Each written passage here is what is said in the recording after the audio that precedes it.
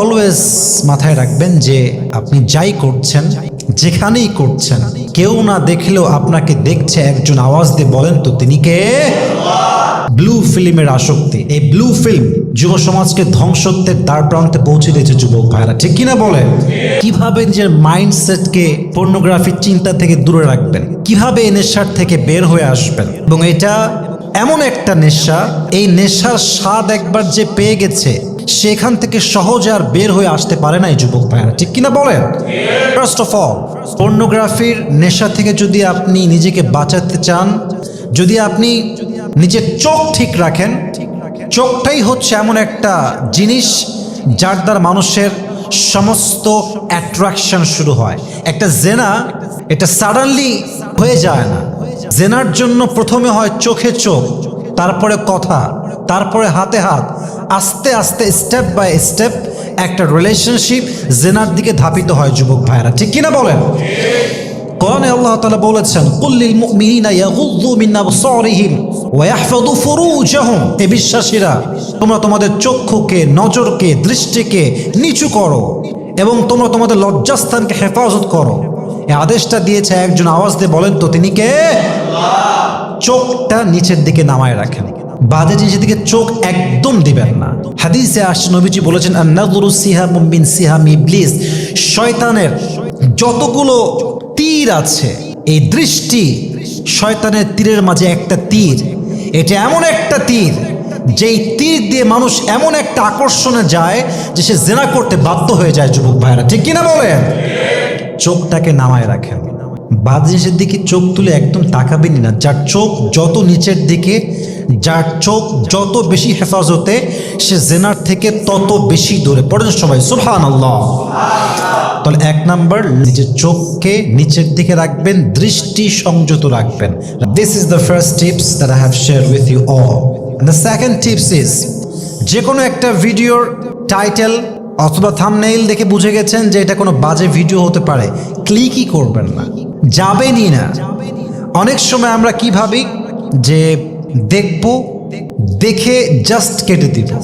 এটাই শয়তানের চাল। আপনি একবার ঢুকে গেলে বের হওয়া মুশকিল হয়ে যায় যুবক ভাইরা, ঠিক কিনা বলেন? আপনি ক্লিকই করবেন না। কোনো বাজে থাম্বনেইল আছে এরকম কোনো ভিডিওতে আপনি ক্লিকই করবেন না। রাজি আছেন তো ইনশাআল্লাহ?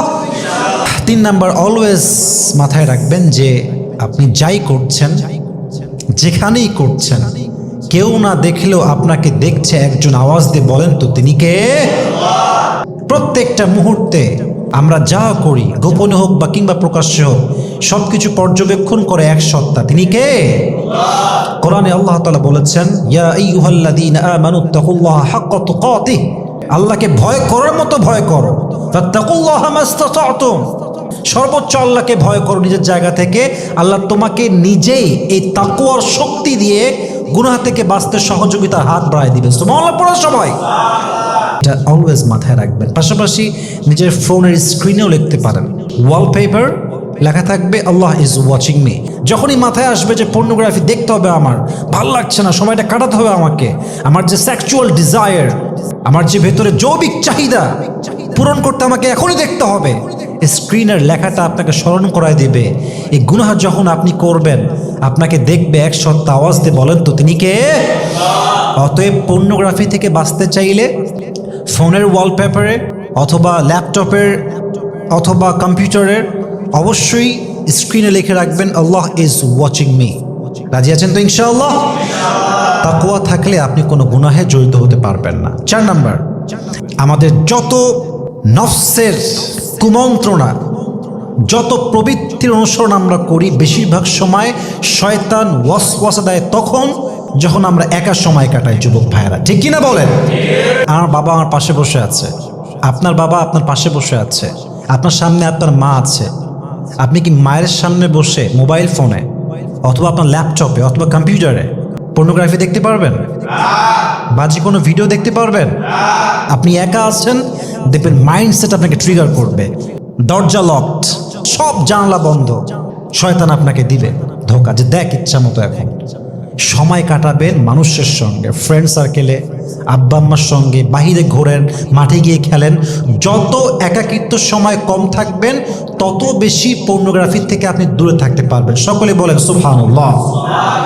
নবীজি বলেছেন তোমরা বেশি একাকিত্ব সময় কাটিও না, তোমাকে শয়তান ওয়াসওয়াসা দেবে। অতএব একা থাকবেন না, আব্বার সঙ্গে কথা বলেন, মায়ের সঙ্গে কথা বলেন, ফ্রেন্ডের সঙ্গে যান, বাহিরে ঘুরেন, বাট একা থাকলেই সমস্যা। যুবক ভাইয়েরা আছে না নাই?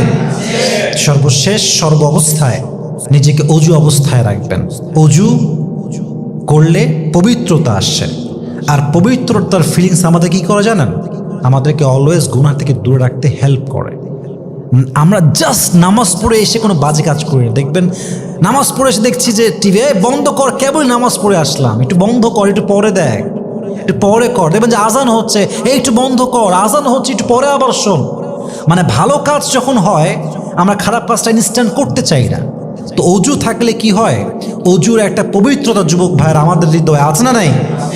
এই পবিত্রতা আপনাকে হেল্প করবে খারাপ চিন্তা থেকে দূরে রাখতে। আল্লাহ আমাদের সবাইকে হেফাজত করুক, সকলেই মন খুলে পড়ি আমিন। সর্বশেষ একটা কথা বলবো, আমি আমার জীবনে অ্যাপ্লাই করেছি এবং আমি এর আগেও এটা বলেছি অনেক বক্তব্যে, অনেকে অ্যাপ্লাই করে লাভ পেয়েছে। নিজেকে বাজে চিন্তার থেকে দূরে রাখতে, পর্নোগ্রাফির চিন্তা থেকে দূরে রাখতে, প্রেমের চিন্তা থেকে দূরে রাখতে, যে কোনো বাজে নেশার থেকে, স্পেশালি ফোন কেন্দ্রিক যে নেশা আছে, দূরে রাখতে অলওয়েজ এই যে সামনে কোরআন রাখবেন। কোরআনে মাজিদ হচ্ছে এমন একটা জিনিস যেটা খাটের পাশে থাকলে, বালিশের পাশে থাকলে, চোখের সামনে থাকলে একজন মুমিন ইমানদার যার হৃদয়ে ন্যূনতম ইমানের ছিটে ফোঁটা আছে, সে কোরআনকে চোখের সামনে দেখতে পাওয়া অবস্থায় কোনো পর্নোগ্রাফি ম্যাটেরিয়ালসে ক্লিক করতে পারবে না। যুবক ভাইরা ঠিক কিনা বলে? কোরআনটা ঘুমাচ্ছেন বালিশের পাশে রাখেন, ঘুম থেকে উঠেছেন বালিশের পাশে রেহেল দিয়ে রাখেন।